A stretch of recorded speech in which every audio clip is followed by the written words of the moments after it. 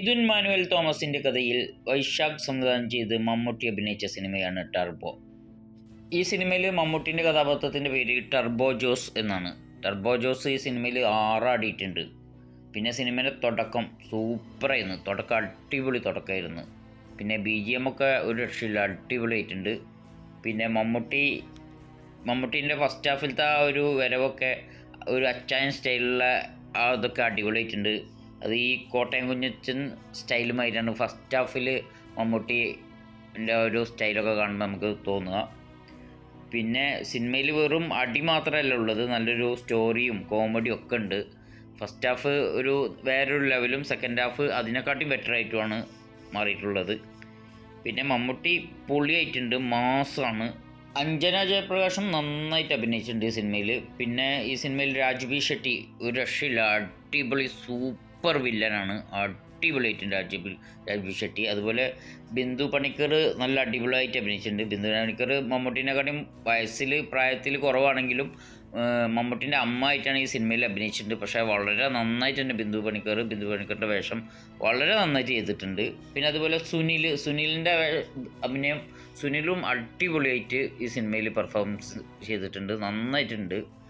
പിന്നെ സിനിമേൻ്റെ സെക്കൻഡ് ഹാഫിൽ മമ്മൂട്ടിൻ്റെ ആ ലുക്കൊക്കെ രാജാതിരാജൻ്റെ സ്റ്റൈലാണ്. സെക്കൻഡ് ഹാഫ് ആകുമ്പോൾ രാജാതിരാജായി, ഫസ്റ്റ് ഹാഫ് കോട്ടയം കുഞ്ഞച്ചൻ സ്റ്റൈലാണ്. എന്തായാലും അടിപൊളി കിടുവായിട്ടുണ്ട് ആ ലുക്കൊക്കെ.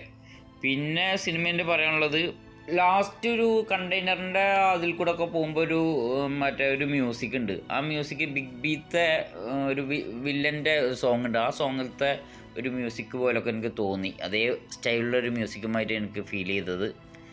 പിന്നെ ഇത്രയും പ്രായമായിട്ടും മമ്മൂട്ടി ഇത്രയും പെർഫോമൻസിൽ അഭിനയിച്ചത് അത് അഭിനന്ദിക്കാൻ വേണം. അത്രയും നന്നായിട്ടൊരു യങ്ങർ ചെയ്യുന്ന പോലത്തെ രീതിയിലാണ് സിനിമയിൽ ഓരോ രംഗവും അഭിനയിച്ചിട്ടുണ്ട്.